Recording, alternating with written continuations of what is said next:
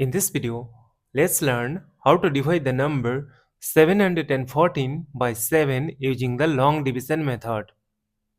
To do this, at first we will write down the numbers in this way. We know that 7 times 1 is 7. Subtract, we get 0. Now this 0 is less than 7. That is why we will bring down this next adjacent 1 here. Now see that this is the number 1. So we can remove this 0. Now see that this 1 is less than 7. But as we have brought down this number 1 here, so we need to divide it.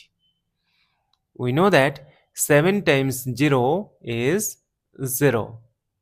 Subtract, we get 1. Now this 1 is less than 7.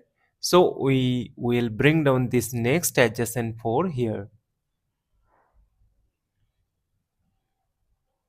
And we know that 7 times 2 is 14. Subtract, we get a 0.